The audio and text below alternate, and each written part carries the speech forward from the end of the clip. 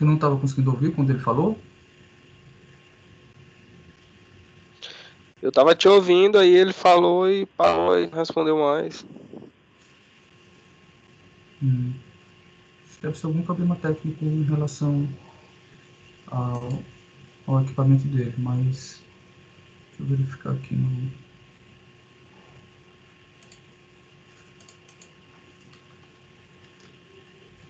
É, vou dar continuidade então aqui, já que vocês estão conseguindo ouvir. João, se tu não estiver me ouvindo, fala de novo, para ver que não tem como me ouvir, porque se ele não estiver ouvindo, ele não tem como responder, né? Tô conseguindo, professor. Tá? Ah, pronto. Não, mas foi tu que falaste ou foi o João Júnior que falou que não estava ouvindo? Não, fui eu. Ah, então tá. Beleza. Então, vou dar continuidade aqui.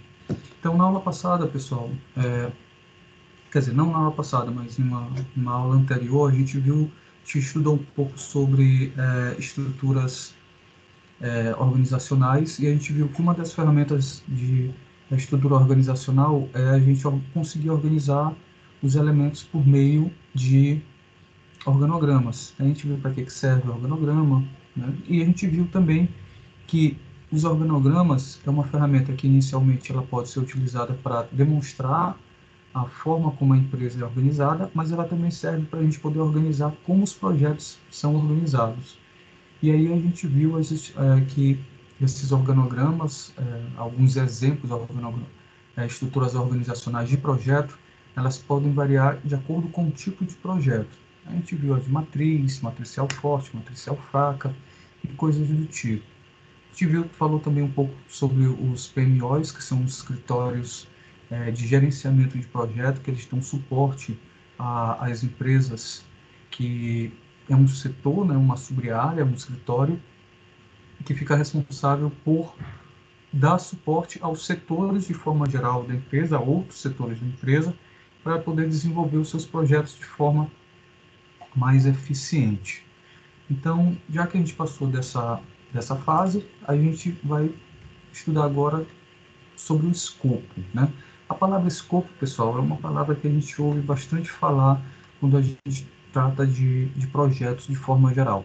Tudo a gente está ouvindo falar sobre escopo quando a gente trabalha com a parte de administração e projetos. Então, nos projetos de forma geral, o escopo ele é nada mais, nada menos que uma composição de elementos que estão organizados com um determinado objetivo. Esses elementos não obrigatoriamente são elementos somente equipamentos, não. Somente pessoas, não. É tudo isso. Ou seja, tudo que é necessário para ter a execução de uma atividade, a gente pode dizer que aquilo ali compõe o escopo de uma atividade tal.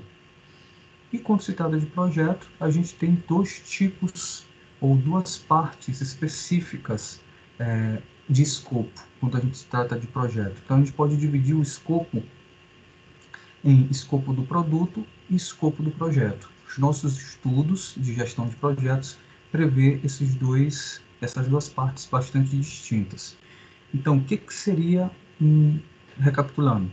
Escopo é uma composição de elementos que podem ser pessoas, objetos, metodologias, ferramentas e qualquer coisa que a gente utilize de forma conjunta para se atingir um objetivo. Isso é um escopo.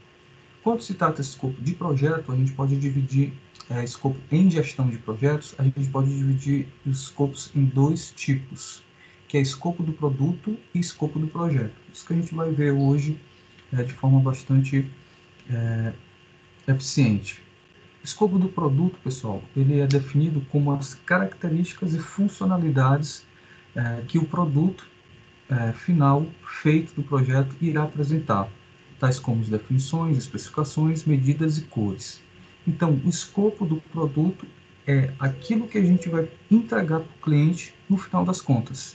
Se você foi contratado para fazer só de engenharia de produção, foi contratado para poder desenvolver um novo tipo de televisão, por exemplo.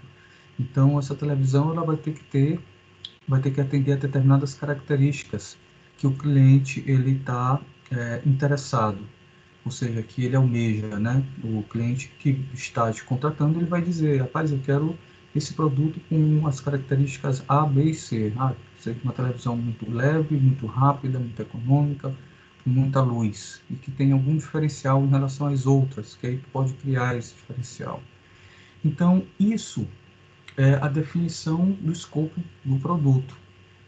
Definir as características de como o produto vai ficar no final e checar essas características é a forma que a gente tem de garantir, primeiro, de entender o escopo do produto no início do projeto, dando uma visão inicial de como o produto vai ser aproximadamente. Então, para que serve o escopo do produto? No início do projeto, quando qualquer cliente vai te contratar, ele vai dizer, rapaz, eu tenho um problema. Vai dizer, qual é o teu problema? Porque todo projeto, ele, obrigatoriamente, ele tende a resolver um problema. E ele vai perguntar, qual é o teu problema? Ele vai dizer, meu problema é que eu quero produzir uma televisão nova. Né? As televisões que eu tenho já estão com modelos ultrapassados, eu quero uma coisa mais moderna, mais atual. Beleza, aí você, como um projetista, um gerente de projetos, você vai pegar todo o detalhamento de como é que ele quer essa televisão e você vai produzir essa televisão.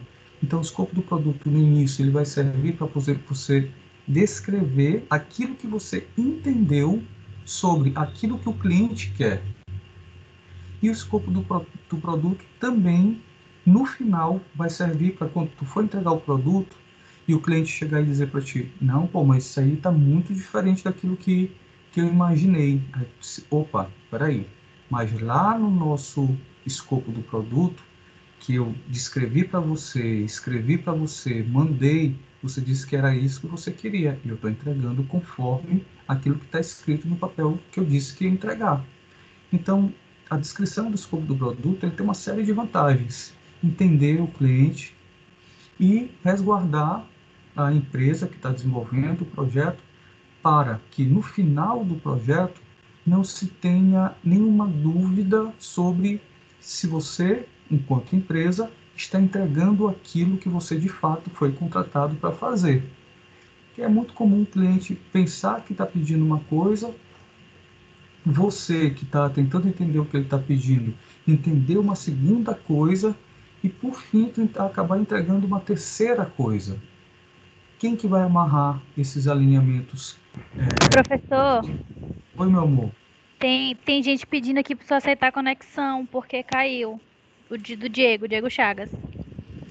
Mas É, ele disse que a não está conexão dele caiu. aparecendo aqui para mim. Eu estou aqui com Vou a tela mandar, de vocês. Eu estou aqui com a vou tela de mandar vocês. mensagem aqui para ele. Pede para ele clicar de novo lá no link do WhatsApp. Porque eu estou com a janela aqui aberta de vocês. Tá, eu mandei mensagem aqui para ele. Qualquer coisa eu aviso. Você está aqui.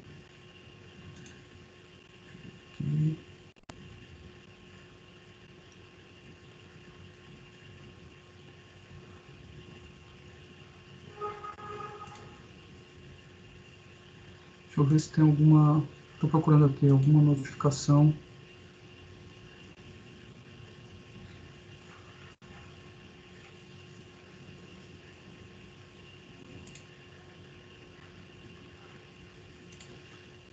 Para mim não apareceu aqui. Beleza, Carolina. Mas então deixa eu só abrir a outra. Vou colocar aqui na outra tela. Que se acontecer. Não era para estar acontecendo dessa forma.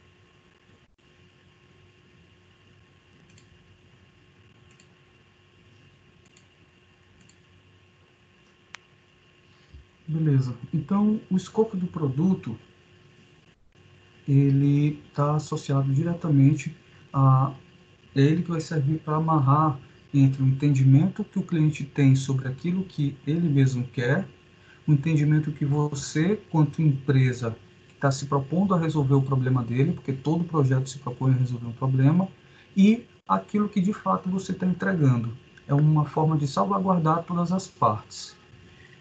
Exemplo de um escopo do produto, né? A gente pode imaginar que você fabrica cadeiras, né? E o escopo da cadeira seria a altura, o tipo de material, se é de ferro, qual a cor dessa cadeira, se ela tem rodinhas, se ela não tem rodas, se ela quantas pernas essa cadeira tem, se ela é de fácil movimentação, qual o peso aproximado, que tipo de espuma, se ela tem os materiais que compõem essa cadeira, se ela é tipo do anti-incêndio, né? Qual o tipo de tecido, se é algodão, se é outro tecido, se é couro, se é encosto reclinável. Ou seja, a gente está falando do produto, ou seja, os detalhes que o produto compõe, todas as características do produto. Beleza, meu povo? Tranquilo, né? Nenhuma novidade. E o escopo do projeto. Como é que é essa definição de escopo do projeto? Escopo do projeto, pessoal, a gente vai se referir a todo o trabalho que é criado, feito, planejado e realizado para a gente poder desenvolver o produto. Ou seja, produto ou serviço, tá, pessoal?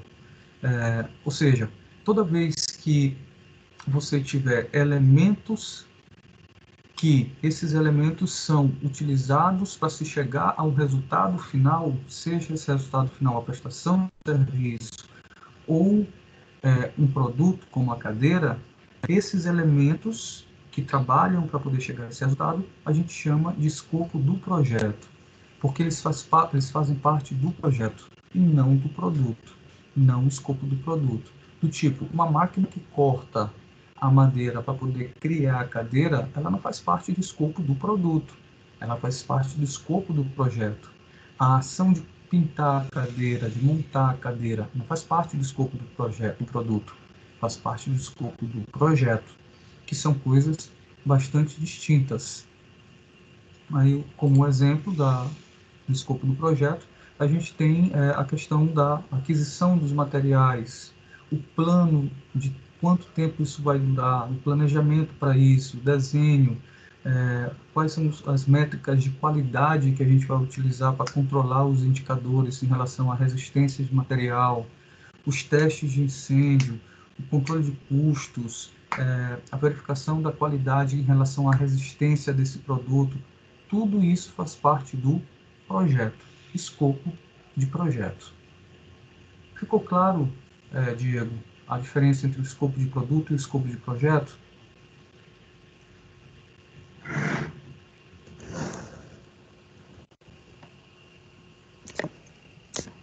Ficou, professor.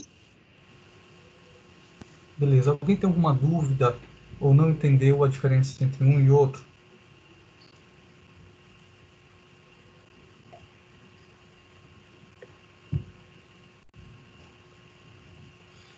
Então, Nenhuma continue. dúvida.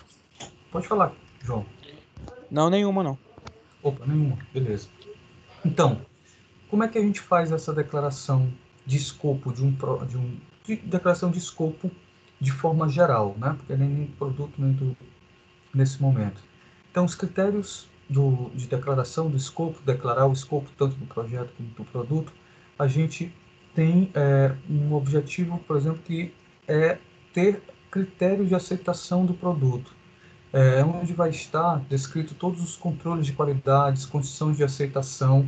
Então, no nosso projeto, a parte que inicia o nosso projeto, que a gente vai inclusive fazer uma atividade baseada nisso que eu estou falando agora, então é importante vocês prestarem bastante atenção. Primeira etapa para a gente desenvolver o projeto é a gente declarar o escopo. Então, qual o primeiro elemento da declaração de escopo? É deixar bastante claro quais são os critérios que o cliente vai ter ou aquilo que ele vai exigir para poder aceitar o produto. Por exemplo, o cliente vai poder dizer o nível de qualidade que ele quer em relação à resistência ao fogo daquela cadeira, ou o nível de resistência à água daquela cadeira, ou o nível de resistência em relação ao peso. Então, são condições de aceitação. Você vai criar um projeto para desenvolver uma cadeira que você vai vender para essa fábrica de cadeiras, e aí eles vão dizer quais são os critérios de aceitação deles. Olha, eu quero uma cadeira que ela não tenha um custo superior a R$ 10. Eu quero uma cadeira que tenha uma resistência superior a 120 quilos, né, mínima de 120 quilos. Ou seja, ele está dizendo quais são os critérios que ele quer para que o produto que você vai entregar tenha como característica. Então, ele só vai aceitar aquele teu produto a partir dessas observações que a gente chama justamente de critérios de aceitação. Outro elemento que a gente leva em consideração quando a gente está falando sobre declaração de escopo, né, outra seção, é a de entrega do projeto. Então, as entregas de projeto elas podem ser divididas em duas partes bastante distintas, que são as primárias e as secundárias. O que é entregar um projeto de forma primária? É você entregar realmente o produto ou o serviço, né, dependendo da situação, ou os dois, em relação àquilo que de fato foi contratado. Então, você foi contratado para criar um projeto dessa cadeira, e aí a primeira entrega, que a gente chama, que são as entregas primárias, é de fato o protótipo dessa cadeira, né? Você vai entregar a cadeira com todos os critérios lá de aceitação previstos para o cliente. E aí você vai dizer, olha, está aqui a cadeira, esse aqui é o protótipo, dá uma olhada, verifica se está dentro dos seus critérios de aceitação que você determinou. Enquanto ele está analisando, o cliente está analisando o teu protótipo, aquilo que você está entregando, ou o teu serviço, você vai atrás de fazer as entregas que a gente chama de secundárias. O que são as entregas secundárias para uma cadeira? Né? É a forma como essa cadeira é montada, quais as especificações técnicas dessa cadeira, o manual de utilização, o desenho registrado em detalhes, milímetro por milímetro daquela cadeira. Então, é tudo aquilo que você tem que entregar e que de fato não é o produto em si, ou não é o serviço em si, mas faz parte do complemento do projeto. Ou seja, você quando é contratado para poder desenvolver um determinado produto, o pessoal de engenharia de produção já deve ter estudado bastante isso, se não estudou ainda vão ver, existe uma série de detalhes quando a gente é contratado para desenvolver um produto que não estão ligados somente ao produto em si. Existe uma série de elementos que contornam o produto e que também devem ser entregues. Esses elementos, todos esses elementos que não são o produto, a gente chama de entregas secundárias. Aqui a gente tem o pessoal de engenharia de produção, tem mais, qual é o outro curso que tem aqui, pessoal? Tem o pessoal de computação, é isso? Vamos lá, Diego, teu curso é qual? Produção. Produção, Júnior. Logística. Logística, João Vitor Dantas. Computação. Computação, Caroline Lopes. Engenharia de produção. Produção, Osman Newton. Produção também. Osman Newton, tu está aparecendo 2 vezes aqui para a minha lista. Tu está usando 2 dispositivos ou tu passou o link para alguém? Não tem problema passar o link não, é só para saber. Não, aqui é porque às vezes falha aqui no computador e eu tô acompanhando pelo celular também. Beleza, tranquilo, sem problemas. Então a maioria é engenharia de produção, computação e um de logística. Beleza. Então vou tentar lembrar dos cursos para poder estar dando sempre exemplos mais diversificados. Por exemplo, pessoal de logística. O critério de aceitação de um serviço de de organização, né? O pessoal de logística trabalha também com a questão de organização de áreas, né? De como as coisas vão ficar dispostas. Só pensa que às vezes as pessoas pensam que logística é só entrega. Não, tem a questão da disposição, como as coisas vão ficar organizadas. Não é isso, João? João de logística. Verdade, verdade. Isso. Então, aí você de repente é chamado para poder reorganizar uma empresa, né, um layout de uma empresa, levando em consideração esse aspecto de logística para tornar as coisas mais eficientes. Então, as entregas primárias seriam justamente você entregar um layout dizendo, olha, você vai mudar todos os seus elementos da empresa conforme esse layout. Isso é uma entrega primária, porque foi isso que ele pediu para você fazer. Porém, você tem que entregar uma série de outras coisas, como, por exemplo, ele poderia ter te pedido que você tirasse a certificação desse projeto, uma certificação junto aí à ANI, né, que é uma organização internacional de padrões. Ele pode ter pedido para você fazer o detalhamento de como transportar cada elemento desse, porque vai que é uma fábrica que tenha peso, né, as máquinas que ele trabalha chegam a pesar toneladas, por exemplo. Então, o pessoal de logística também pode trabalhar como uma solução de movimentação disso para um lado e para o outro. E isso vai entrar na entrega secundária. Então, preciso que vocês entendam que entregas primárias é aquele objeto ou aquele serviço que é o foco do projeto.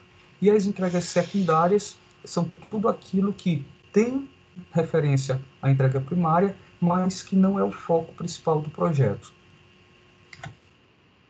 Lembrando que a gente vai fazer uma atividade sobre isso, vocês vão criar isso em relação a um projeto, que eu vou falar um pouco mais lá na frente. Então, todas as dúvidas, elas precisam ser tiradas agora, até mesmo porque o nosso tempo é muito curto, porque a nossa disciplina é uma blended. Então, exclusões do projeto. O que é uma exclusão de um projeto? Pessoal, uma das coisas que a gente na verdade deve fazer tudo para poder os clientes se sentirem mais, como eu posso dizer, satisfeitos possíveis. Porque afinal de contas, quando a gente está com o cliente, a gente está vendendo a questão da satisfação. Porque se hoje você vende ou você cria celulares e amanhã tu começa a vender ou a criar carros, esse cliente, se ele gostar muito de ti, ele vai levar em consideração a referência que ele tem de satisfação para contigo e não necessariamente com o produto que você vende. Então, se eu gosto muito de uma determinada empresa e essa empresa está vendendo pneu, mas amanhã vai começar a vender comida, eu vou levar em consideração isso, que eu gosto do trabalho daquela empresa. Então, eu vou comprar comida com eles também, vou experimentar. Então, é satisfação que se vende. Uma das estratégias em gestão de projetos para a gente poder aumentar o nível de satisfação dos nossos clientes é a gente deixar claro aquilo que o nosso projeto não compõe. Por quê?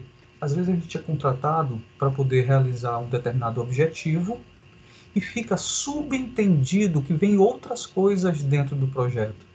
Pode essa não ser a sua visão, mas pode ser a visão do cliente. Então, de acordo com a nossa experiência, a gente cria essa seção que vocês estão olhando aí, que é a seção de exclusão do projeto. A gente cria essa seção para poder demonstrar e evitar o tipo lá na frente, quando você for entregar o projeto ou o serviço. Ah, mas eu pensei que você ia fazer isso também. Não, não tem história do pensou. Está escrito bem aqui, exclusão do projeto, que o meu serviço ele se limita a isso, e não tem tais itens. Por exemplo, o pessoal de computação é contratado para poder desenvolver um sistema. E aí você desenvolve o sistema bonitinho e tal. Aí quando você vai entregar para o cliente assim, eu pensei que tu ia fazer o treinamento.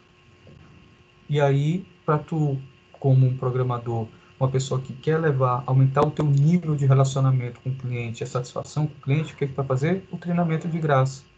Por quê? Porque a gente não pensou nessa possibilidade do cliente querer colocar mais esse item e não colocou lá no nosso projeto com exclusão do projeto.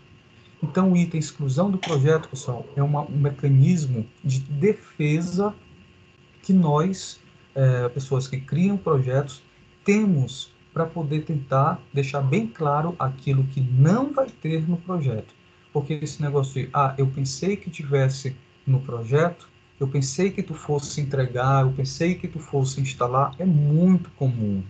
E aí, de acordo com a nossa experiência, a gente vai aumentando as coisas que a gente não vai entregar. Não sei se vocês já viram, o pessoal de engenharia de produção talvez tenha observado mais do que os demais, às vezes tu compra uma televisão ou tu compra um equipamento eletrônico, aí está dizendo lá, esse controle remoto não pode ser mordido, não pode ser engolido. Esse controle remoto não é para ser colocado na geladeira. Esse controle remoto não vai funcionar se você colocar ele debaixo d'água. Sabe o que é isso? Exclusão do projeto, exclusão mais especificamente do produto. Ali a empresa está tentando se resguardar a loucura dos usuários, para depois um usuário louco não chegar para a gente e dizer assim, mas eu só coloquei na água e lá ninguém me avisou que não podia usar na água. Ninguém me avisou que se eu entrasse com um secador de cabelo no chuveiro, eu ia morrer. Tem doido para isso, meu povo. Então, a exclusão do projeto, ela inclui justamente aquelas questões que o cliente pode achar que está incluso no nosso projeto e a gente já vai tirando o cavalinho dele da chuva e deixando bem claro no escopo do projeto de que isso não está incluso, certo? Então, essa declaração, isso tudo que a gente está vendo, pessoal, é como declarar o escopo do projeto, né? O escopo de um projeto, de forma geral, que inclui escopo de projeto e escopo do produto. Entender o que é a exclusão do projeto, pessoal?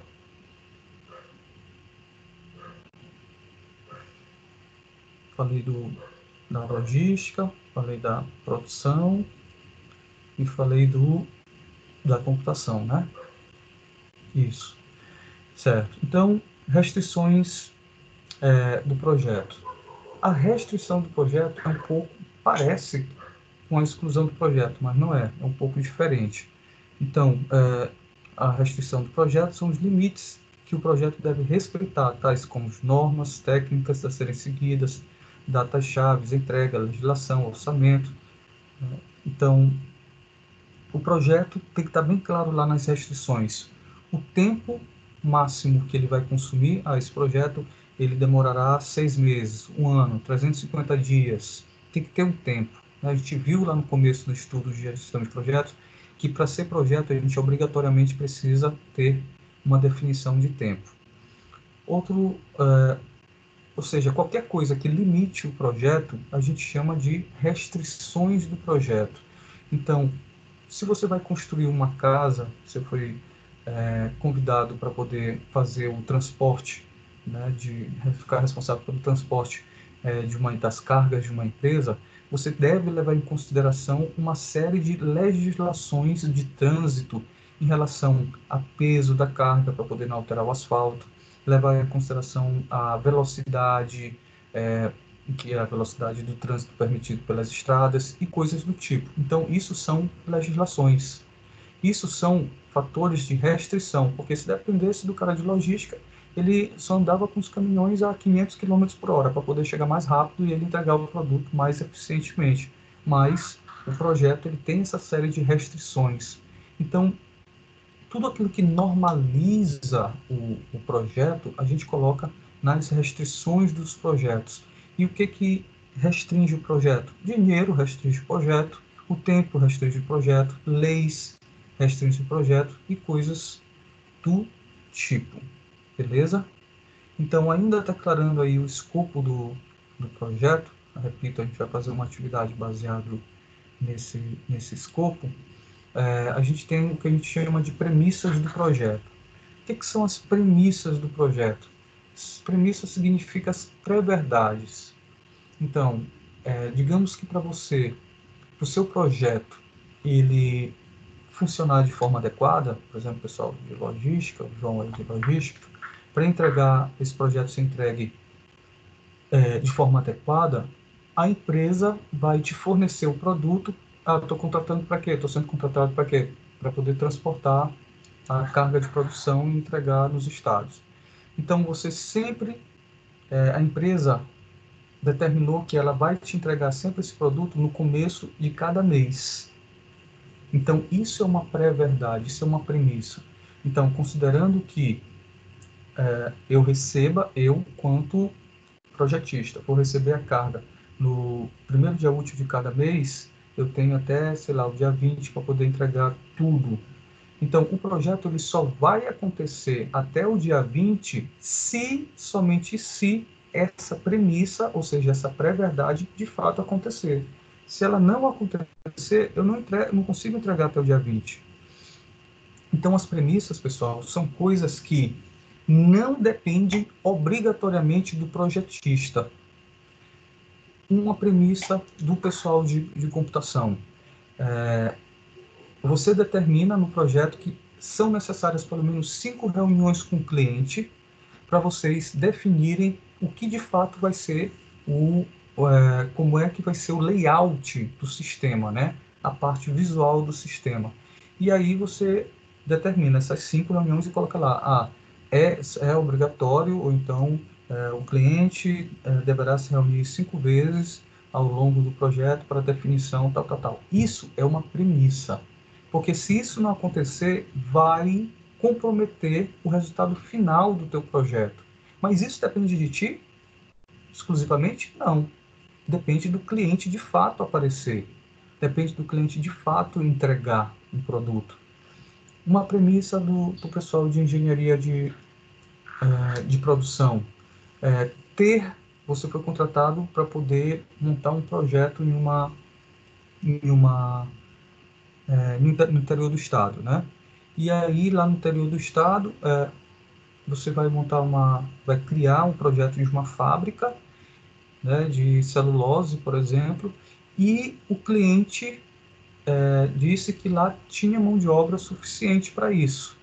Então, o teu projeto vai ser criado baseado em uma verdade que foi passada para você, mas para que isso seja de fato deixado bem claro que o projeto só vai acontecer se acontecer essas pré-verdades, a gente tem essa seção chamada premissas, né? Premissas de projeto, ou seja, para o meu projeto, esse projeto aqui, para eu garantir que ele vai funcionar lá no interior do estado, para a fábrica de celulose, certamente, ela vai funcionar dentro daquilo que eu estou prevendo, tem que ter a mão de obra. Então, premissa, a cidade deverá disponibilizar, prover ou ter pelo menos 50 pessoas que possam trabalhar nessas áreas. Outra premissa, quantidade de energia elétrica, qualidade na energia elétrica. A cidade deve ser capaz de fornecer tantos quilowatts hora. Outra premissa, água, local o próprio terreno, tá? O terreno que a empresa vai ser construída, ele tem que ser um terreno plano, com o tamanho, tal, tal, tal. Então, premissa é tudo aquilo que não depende da gente, ou seja, de nós projetistas, que não depende do nosso projeto, não depende da nossa contratação, mas que vão ser necessários existirem para poder o projeto dar certo. É outra forma de nós, pessoas que criamos projetos, a gente se resguardar contra possíveis problemas. Beleza, meu povo? Entenderam o que é premissa? Premissa de projeto ou do projeto? Nosso tempo é curto demais, já são 7h58 e eu não estou nem na metade. Mas vamos lá. Então, documentos de requisitos. O que é um documento de requisitos, meu povo? Documento de requisitos é uma definição de escopo que a gente tem para poder garantir que todos os requisitos... Primeiro, o que é um requisito? Requisito é uma necessidade. Necessidade de quem? Nossa? Não, do cliente, né? Então, o documento de requisitos ele vai ter todos os detalhes que o cliente exige do nosso projeto. Então, é um documento adicional que a gente chama de requisitos, esse documento de requisitos, no qual ele vai guardar as funcionalidades do produto e do projeto, e que foram solicitados pelos stakeholders. Alguém lembra o que é stakeholders? Eu já comentei 2 vezes em aula aqui. O que são stakeholders?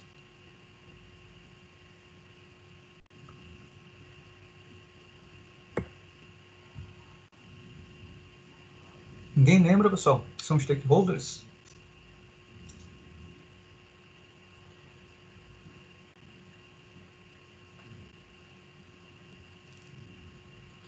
Stakeholders, pessoal, são as pessoas que são envolvidas direta e indiretamente no projeto.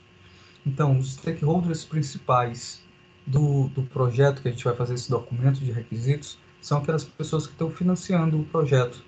São aquelas pessoas que vão receber, que estão pagando o nosso projeto para poder receber um produto final ou um serviço no final das contas. O problema é que, às vezes, os clientes, uma das formas, o pessoal tanto de computação quanto o pessoal de engenharia de produção, de logística um pouco menos, o pessoal de computação e de produção, eles, certamente, uma das dificuldades que essas equipes têm é de saber o que o cliente de fato quer. Às vezes, nem o próprio cliente sabe o que ele quer. Então, como é que a gente vai criar um documento que demonstre as necessidades desses clientes, se nem ele sabe como é que ele quer? Para isso, a ciência de gestão de projetos criou algumas ferramentas, algumas técnicas, na verdade, que podem nos ajudar a criar esse documento de requisitos, né, de necessidades. Então, quais são as técnicas para levantar requisitos? Realizar entrevistas, né, com quem? Com sponsor, também conhecido como patrocinador, com os especialistas da área da qual esse projeto vai ser inserido, com clientes e outras pessoas que são interessadas no projeto, ou seja, outros stakeholders. Uma das técnicas também, fora a entrevista, é a questão da dinâmica de grupos, né, com profissionais especialistas em dinâmica de grupos e profissionais especialistas da área do qual essa empresa que nos contratou dispõe, para a gente poder conversar com essas pessoas e tirar dúvidas sobre o que de fato vocês querem. Que a técnica de levantar requisitos é o objetivo de entender de fato o que os clientes querem. Então, a gente pode criar também oficinas multidisciplinares, né, que são, na verdade, workshops, o que acontece? Quando a empresa é muito grande, e aí você é contratado para poder criar um projeto para essa empresa como um todo, tem um determinado setor que pensa de um jeito, outro setor que pensa de outro. Então, como é que a gente faz? É necessário colocar todo mundo junto, e aí a gente chama dessa oficina multidisciplinar, e tentar entrar em um alinhamento entre a necessidade de todos, para tu poder não correr o risco de, no final do projeto, tu ter conseguido atender a necessidade de uma parte da empresa e outra não. Então, o que a gente está fazendo aqui? Tentando entender quais são as técnicas que nos ajudam, nos auxiliam a levantar requisitos, né? Ou seja, entender necessidades para a gente poder criar o documento de requisitos. Outra técnica também é uma técnica de criatividade em grupo, que é chamada de brainstorming, né? Ou seja, palpites. Mas para isso, essa técnica, aí a gente já tem que ter um conhecimento um pouquinho mais avançado. Essa técnica de brainstorming, ela é utilizada inclusive por psicólogos, para poder você chegar a determinadas situações de maturidade com relação a determinados assuntos. Então, a gente precisa ler um pouquinho mais dessas técnicas para poder entender ela. Mais importante agora é a gente saber que ela existe. E o que é uma técnica de brainstorming? Alguém já ouviu falar dessa técnica de brainstorming? Uma palavra bastante comum nessa vida de empresas de forma geral. Brainstorming, alguém já ouviu falar? Eu pergunto para vocês. Já ouvi falar. Uso bastante lá do serviço. Isso. Então, como é que vocês usam, como é que funciona lá, Osmar Newton, esse funcionamento? Primeiro, com qual objetivo e como é que funciona lá com vocês na empresa? Lá a gente utiliza várias finalidades. A gente utiliza na metodologia PDCA, que é mais complexo, ou até mesmo para um diagrama de causa e efeito quando há alguma falha. A gente usa o brainstorm para ajudar a identificar alguma causa de anomalia, entendeu? Certo. Então, a técnica de brainstorming, ela pode ter diversos objetivos, e uma delas é de levantar requisitos. Lá no caso do Osmar Newton, eles utilizam para poder verificar algum tipo de anomalia. E o que é interessante nessa técnica de brainstorming? É porque existe uma discussão direta com uma visão diferente de cada pessoa sobre determinados assuntos. Normalmente as pessoas não pensam exatamente igual, apesar de muitos terem uma visão muito similar, mas às vezes uma pessoa tem consegue ter uma visão diferenciada e acaba as outras ouvindo, elas conseguem perceber também outros elementos que aí as coisas se tornam muito mais interessantes. Brainstorming vem do inglês, significa chuva de ideias, né? Ou chuva de possibilidades. Então, outra técnica de criatividade em grupo é a chamada técnica Delphi, né? A técnica Delphi é uma pesquisa anônima e as pessoas de diferentes níveis hierárquicos, se a gente está falando de uma empresa maior, né, participam sem se identificar. Então, é feita toda uma entrevista com especialistas, é criado essas entrevistas. Não obrigatoriamente as pessoas, elas devem ser anônimas, por quê? Porque perguntadas coisas que podem expor os clientes, os funcionários, né? Do tipo assim, o que tu acha que tem de errado nessa empresa? E aí, se alguém for responder um formulário desse e falar muita verdade, colocar seu nome, isso pode gerar um problema para essa pessoa.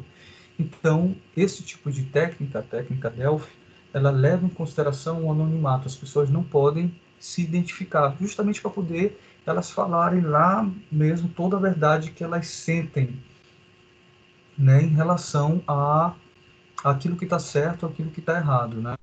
Ela também é utilizada quando existe um certo grau de conflito, onde o brainstorming ela não consegue ser aplicada diretamente. Ela normalmente ela é um pouco mais trabalhosa e demorada porque ela é individual. E aí a gente vai fazendo as entrevistas individuais, coleta de todo mundo, sem saber de quem é, as pessoas vão respondendo, coloca lá em uma caixa de forma em que ninguém perceba quem foi que colocou o papel de quem. Uma caixa lá, joga o papel, aí tu não sabe quem, quando você for pegar, não tem dizendo de quem é, né? Então, a técnica Delphi ela é também bastante utilizada, apesar de ela ser mais complexa. Nós temos os mapas mentais, que nada mais, nada menos é do que outra técnica de grupo, que ela ocorre com as ideias do brainstorming, mas a gente vai criando, vai expondo de maneira gráfica como as coisas vão interligando, como elas estão interligadas umas às outras, para a gente poder chegar a um tipo de conclusão, né? E a gente identifica os grupos de ideias de forma separada e que podem compor o escopo em uma lista de requisitos. Lembrando que o que a gente está fazendo isso é uma lista de requisitos. Do tipo, pessoal, o que a gente quer? A gente quer qualidade, tá? A gente desenha lá um balão que significa qualidade. Tá, mas essa qualidade vai ser na prestação de quais tipos de serviço? Do serviço A, B e C. Aí tu faz um risco, faz outro balão A, B e C. Tá, mas no balão A aqui, o que a gente precisa para isso acontecer com qualidade? A gente precisa de pessoas. Então vai sendo criado isso que a gente chama de mapa mental, que são ideias que estão correlacionadas e a gente tem uma visão de um todo quando a gente faz esse mapa mental, levando em consideração a ligação entre áreas ou entre seções. Beleza? Outra técnica de levantar requisitos, lembrando o que são as técnicas de levantar requisitos, é a formas que a gente pode utilizar para poder fazer com que o nosso cliente entenda o que de fato ele deseja. Então, as técnicas para levantar requisitos, diagrama de afinidades. Então, normalmente a gente pode ter um conjunto de ideias ou um conjunto de regras, que esse conjunto de ideias, esse conjunto de regras, ele está associado diretamente, ele está misturado com outros conjuntos de ideias e de regras. Então, o cliente ele começa a falar uma série de possibilidades ou de satisfação, ele começa a dar um monte de ideias, mas você não consegue ver aquelas ideias nenhum tipo de coesão, ou seja, mas você não vai poder exigir do cliente dizer assim, não, vai me falando por partes. Não, captura todas as possibilidades, tudo que está sendo tido, e depois você aplica essa ideia do diagrama de afinidades, que é justamente isso que está mostrando no nosso slide. Justamente isso que está mostrando no nosso slide. Você tem aqui uma série de elementos nesse retângulo maior, e todos esses elementos são tudo aquilo que o cliente falou. E aí a gente aplica o diagrama de afinidade levando a categorização dos elementos dos quais foi dito. Ele falou sobre elementos, a gente pode classificá-los, por exemplo, como elementos palpáveis, ou então elementos de entrega primária, ou elementos de entrega secundária. Então, isso vai variar de acordo com a necessidade ou de acordo com o objetivo que você está tentando atingir quando você aplica esse diagrama de afinidade. A ideia aqui, pessoal, não é vocês saírem, terminarem hoje essa explicação de um pouco mais de 1 hora e vocês já saberem tudo sobre essas técnicas. Isso aqui eu preciso só que vocês entendam que essas técnicas, de fato, elas existem e que, para você entender a necessidade, que é isso que a gente está fazendo, né? As técnicas para levantar, entender os requisitos ou levantar os requisitos, né? Vocês precisam entender que existem muitas possibilidades da gente levantar requisitos junto com os usuários. Às vezes, mas por que tanta técnica? Pessoal, porque se você não souber aquilo que o cliente quer exatamente, e esse cliente, na hora que você entregar um documento para ele, que é o documento de requisitos, e ele dizer assim, nada disso aqui que eu estou querendo não, você está perdendo tempo. Então, a gente pode utilizar diversas técnicas para poder capturar essa informação que está perdida muitas vezes ali dentro da cabeça do cliente, certo? Mais comuns são os questionários, que é utilizado com mais frequência, né? Guarda a identidade de quem responde, então já é diferente lá do outro, da técnica Delphi, porque a técnica Delphi é anônima, então os questionários a gente pode aplicar questionário com uma série de pessoas. Existe a técnica dos grupos focais, que elas são restritas aos grupos dos participantes do projeto e aqueles que serão afetados na sua entrega. Tem como foco exclusivo o objeto do projeto, com discussões objetivas e diretas. Então, levantamento de técnicas de levantamento de requisitos. Perceberam que existe uma grande variedade, né? Alguém tem dúvida sobre o que é o levantamento de requisitos, ou a técnica de requisitos que a gente falou aqui no começo, pessoal? Tem que entender isso aqui, e as técnicas são formas de chegar a esse objetivo, tá?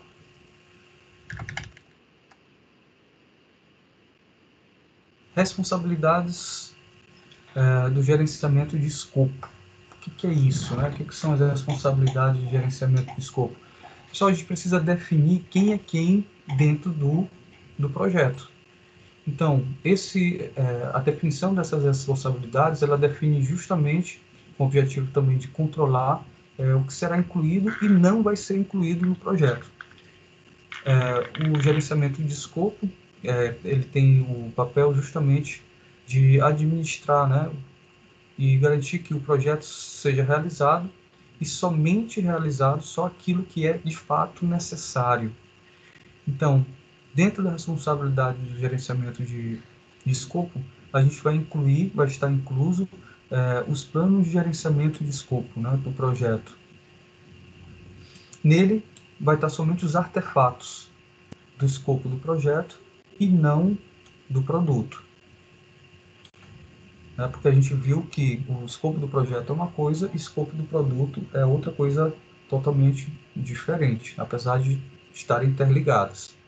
Então, a gente vai verificar e vai controlar os indicadores que são provenientes dos artefatos escolhidos para gerenciar, para ter certeza que todo o trabalho necessário está sendo realizado. Então, gerenciar um projeto, ele passa por, depois do planejamento, saber se tudo está sendo executado, e isso é uma responsabilidade do gerenciamento do escopo. Então, por quê? Escopo, como a gente viu, pode ser do projeto ou do produto. Impedir a realização de trabalho extra que não faça parte do projeto. Então, qualquer elemento, qualquer ação que não faz parte do projeto, ela é um gasto desnecessário. E aí esse gasto desnecessário, ele não vai nos ajudar a desenvolver o projeto de forma econômica ou de forma rápida. Afinal de contas, se não está previsto para influenciar o resultado final, não deve ser executado. EAP, pessoal. O que é um EAP?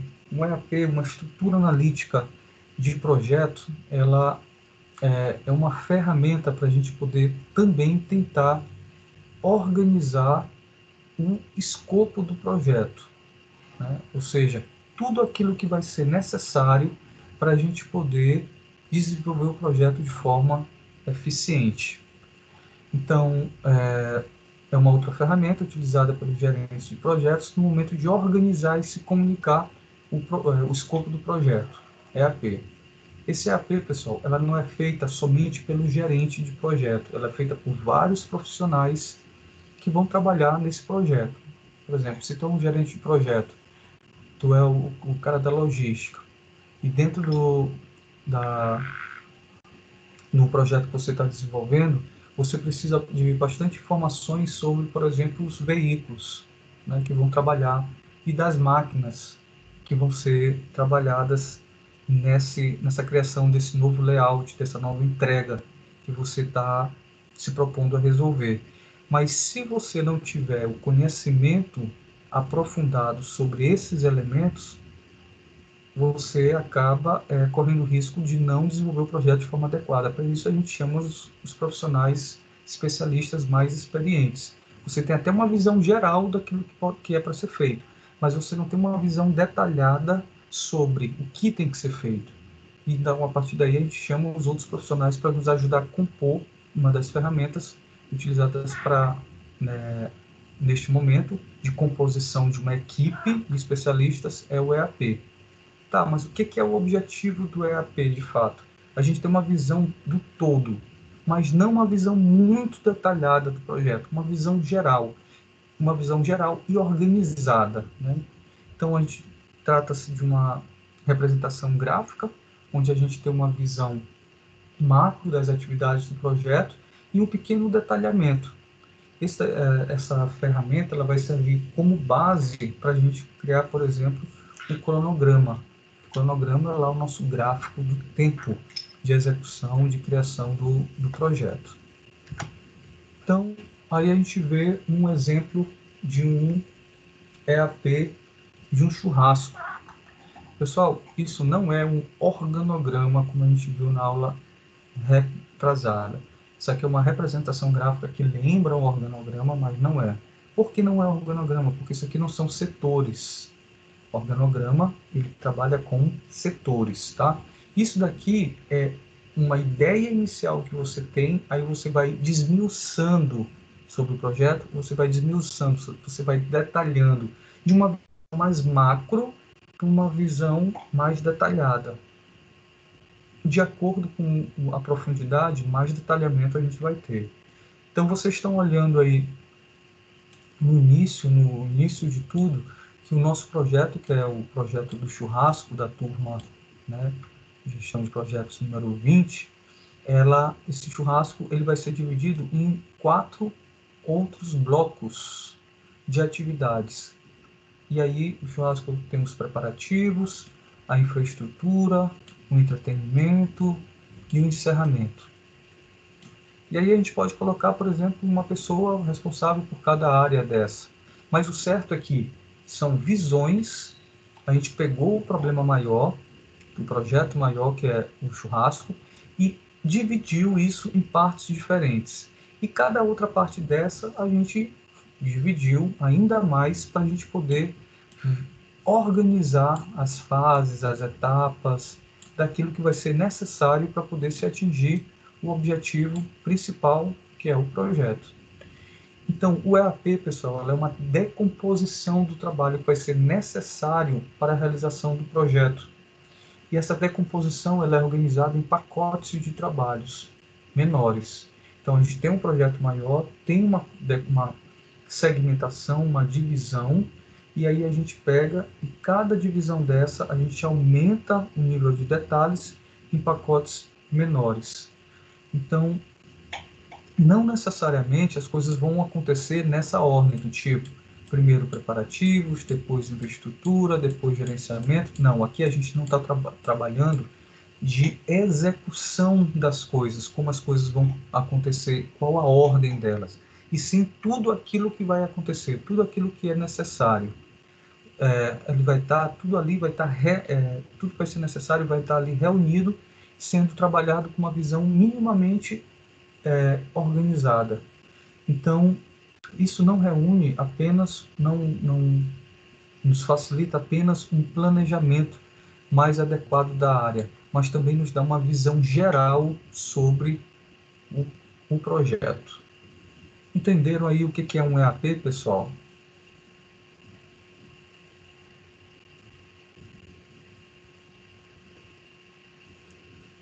Beleza, eu vou dar alguns exemplos aqui do EAP, para vocês terem uma outra ideia como é que é interessante. Por exemplo, a construção de uma casa, né? A construção de uma casa é o nosso projeto. Então, a gente colocou aqui ele no balão mais em cima. Então, depois dessa construção, depois da definição desse projeto, a gente dividiu esse projeto em 3 coisas que a gente pode chamar de entregáveis, né? Primeiro, a gente vai entregar uma fundação, depois a gente vai entregar o pavimento térreo e, por último, a gente vai entregar uma cobertura. Então, a gente dividiu esse nosso projeto em 3 partes mais macros, maiores, né? Não é o detalhamento, é só isso? Não. Cada parte dessa, ela tem uma subparte, né? A gente acaba tendo um projeto e faz uma decomposição. Então, visões mais gerais daquilo que é necessário para a construção da casa. E dessa forma, a gente repete essa ação para um nível um pouco mais baixo, um nível que facilite e deixe o planejamento mais preciso e mais entendível, ou seja, de melhor entendimento. Então, mas o que compõe a fundação, né? O que compõe o pavimento térreo? O que compõe a cobertura? E aí o nosso EAP, a nossa estrutura analítica de projeto da construção dessa casa, ela aumenta o seu nível de detalhes, né? Lá na fundação, a gente pode dizer que a fundação é composta por escavação, baldrame, piso, assim como a pavimentação é composta por colocar as vigas, as paredes, a laje, e a cobertura pela empena e pela cobertura, né? Telhado propriamente dito.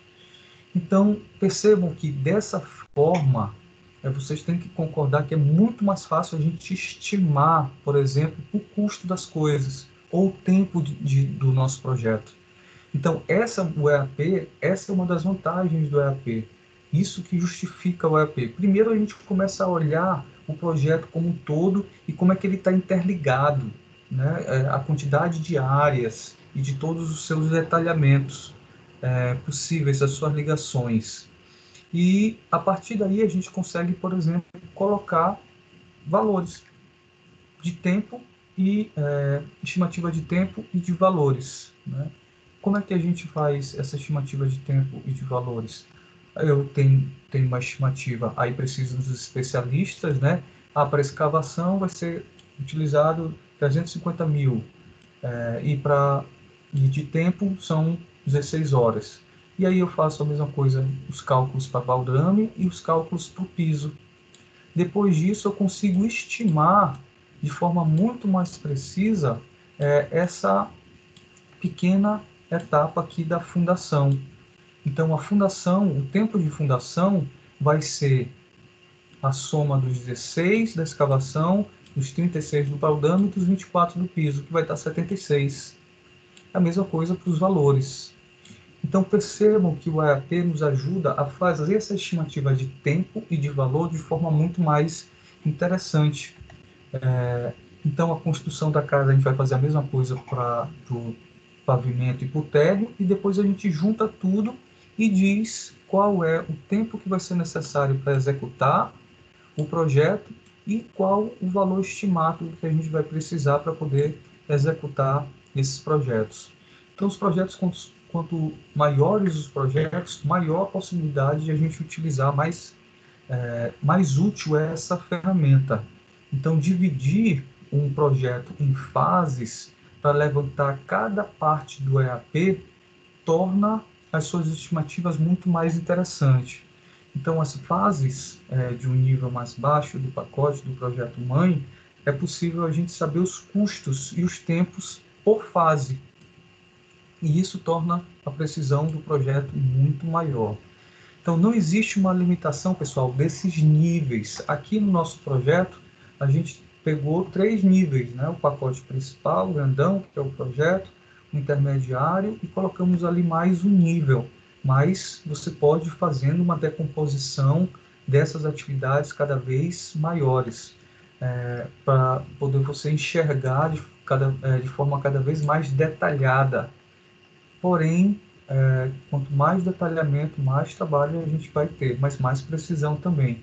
Inicialmente aqui a gente teve esses 3 níveis, mas, por exemplo, na escavação a gente poderia colocar as outras etapas da escavação. Por exemplo, locação da escavadeira, contratação do motorista e iniciar a escavação, né? Fazer o prodrome, comprar madeira, comprar o material, o cimento, fazer as formas do baldrame, fazer a locação do, da máquina para virar o cimento. Então, dependendo do nosso nível de detalhamento, a gente consegue uma maior ou menor precisão. Então, entenderam, pessoal, o que é o EAP? Todo mundo conseguiu entender para que serve?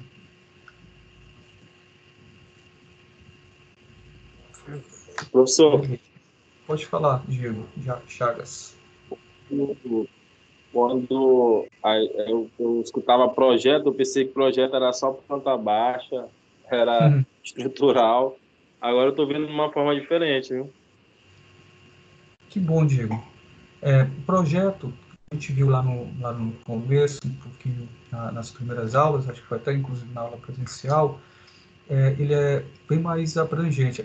A palavra projeto ela é utilizada hoje de forma bastante abrangente. Realmente, quando a gente ouve falar inicialmente, projeto de uma casa, projeto de uma estrada, projeto... Mas hoje não, projeto pode ser utilizado em tudo quanto é área. Por isso é que existem os institutos internacionais de gerenciamento de projeto, porque tu vai tu vai fazer uma festa.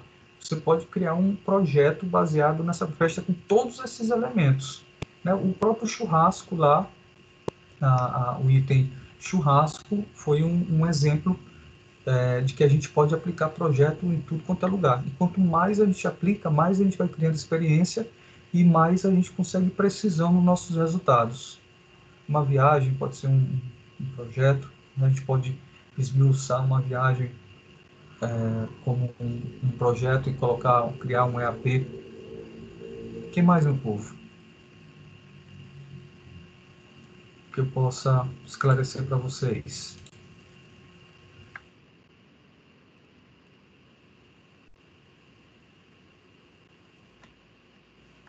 Professor, eu vi também que vai ter um pouquinho de gestão econômica envolvida, né? Sim. Uma das áreas de gestão de projetos, ela prevê, nós temos 9 áreas, que são as áreas de conhecimento, e aí a gente tem uma das áreas é a parte de gestão de recursos, que inclui os recursos financeiros. Dentro do PMBOK, que é o livro base do qual esse autor que criou esse livro que a gente estuda, ele trabalha, lá tem toda uma previsão em relação ao gerenciamento de custos. Não só essa área de conhecimento, mas todas as outras.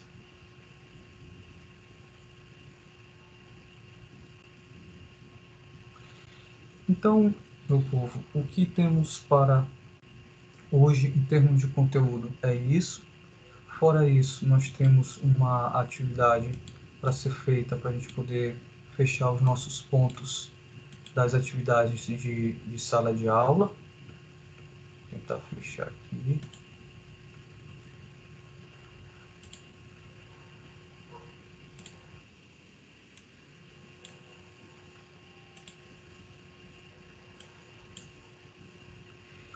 A nossa avaliação, vocês devem estar sabendo, nós iremos fazer a avaliação online Essa avaliação ela vai ter 10 questões de marcar.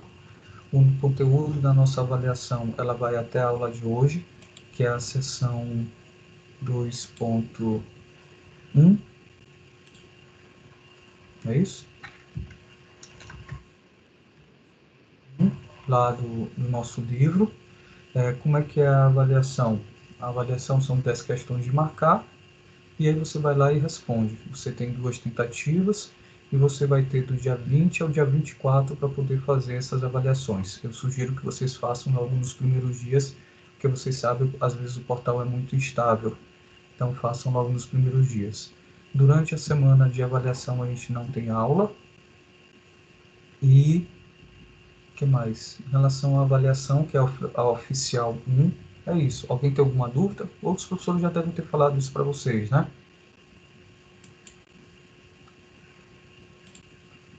Ninguém tem dúvidas, então, sobre a avaliação, né? Beleza. Então, vamos falar sobre a atividade.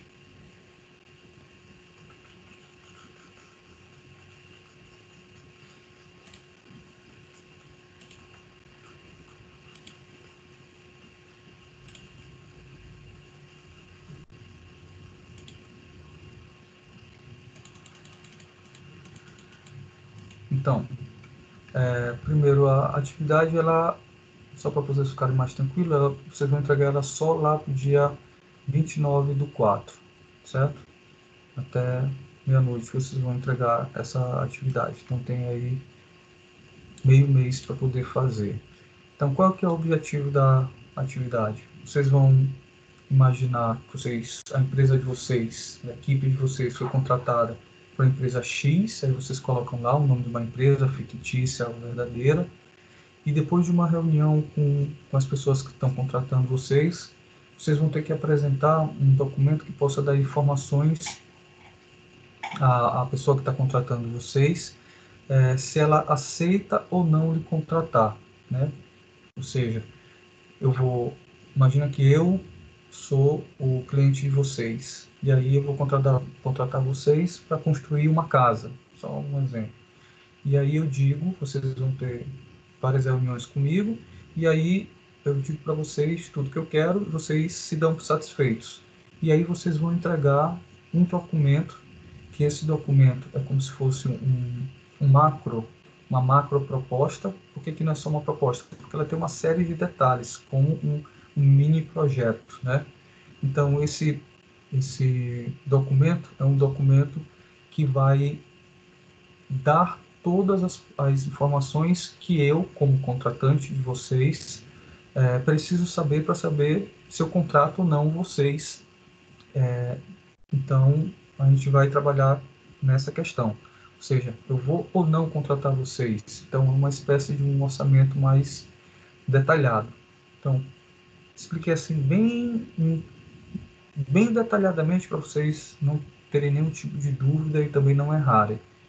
Então, vocês vão criar uma capa convencional lá, curso, disciplina, mais embaixo coloquei até um modelo, tem aqui o link, né, com um modelo sobre como tem que ser essa capa, levando em consideração a norma da ABNT. E aí vocês vão colocar já na segunda folha, né, isso aqui é a capa do trabalho, segundo a ABNT. Aí na segunda folha vocês vão colocar a descrição da empresa, ou seja, o nome, porque quando você faz uma proposta para uma empresa, você precisa identificá-la de forma eficiente. Então vocês vão colocar o nome dela, a área de educação. O que é a área de atuação? Certa educação, da indústria, do comércio, e mais ou menos uma média da quantidade de funcionários, localização, endereço. Tudo isso pode ser fictício, pessoal, só para a gente poder ter uma coisa mais próxima da realidade. Então, a descrição da problemática da empresa.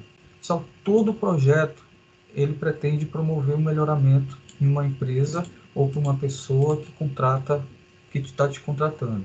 Se eu estou te contratando para construir uma casa, o meu problema é que eu preciso de uma casa. Se eu estou te contratando para realizar um problema da logística da minha empresa, então essa é a problemática. Então, o trabalho de vocês, o item tem que ter lá, problemática da empresa, e aí é descrito essa problemática. beleza? Aí você vai descrever qual é o objetivo do projeto, você vai descrever quem são os stakeholders desse projeto, vocês vão descrever quais são os principais riscos que corre esse projeto, ou seja, por que ele poderá ou não ocorrer. Vocês vão prever uma estimativa desse projeto. E aí, para poder prever essa estimativa, vocês podem criar essa estimativa por meio do EAP. Foi isso que a gente acabou de ver, a forma como pode estimar o custo, né? O custo e o tempo, foi o que a gente acabou de ver no EAP. E aí, vocês vão preparar o plano base previsto na fase de planejamento. Nesse item aqui eu vou até tirar, deixar vocês só até essa parte aqui. Pronto. Então, cada equipe vai ser composta de 3 a 5 alunos. Lá no WhatsApp vocês vão fazer só colocar o nome, equipe 1, aí coloca quem está na equipe 2, porque quem tiver sem equipe vai poder entrar nessas equipes que estão com menor número, tá? Até coloquei aqui, ó. Vocês colocam lá no WhatsApp, equipe atividade 2, aí equipe 1, fulano Beltrano, equipe 2, fulano Beltrano. E aí o trabalho ele tem que vir na norma, tem um link aqui para a norma, vocês vão mandar por e-mail para esse e-mail aqui, até o dia 29, até a metade do mês. É importantíssimo que vocês mandem um e-mail com o nome no assunto, atividade 2, gestão de projetos, porque senão o e-mail de vocês vão ficar perdido lá num monte de e-mail que tem na minha caixa de e-mails, certo? Isso é um pré-requisito para as coisas darem de fato certo. Então, é isso. Alguma dúvida, pessoal? À medida que vocês vão tendo dúvida, vocês podem tirar lá no grupo do WhatsApp, que eu não vou estar o tempo todo olhando, mas daqui para quando vocês fizerem o trabalho, eu vou certamente dar uma olhada. Vou copiar e colar lá no WhatsApp essa descrição e qualquer coisa vocês me procuram. Vou só fazer agora aqui print da nossa tela. Esse negócio.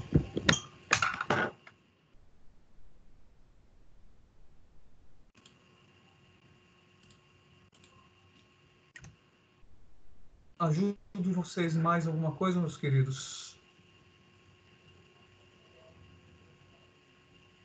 Beleza, então considerem a aula terminada e tchau, tchau. Obrigado, boa noite, até o próximo encontro. Boa noite, professor. Boa noite, João. Beleza.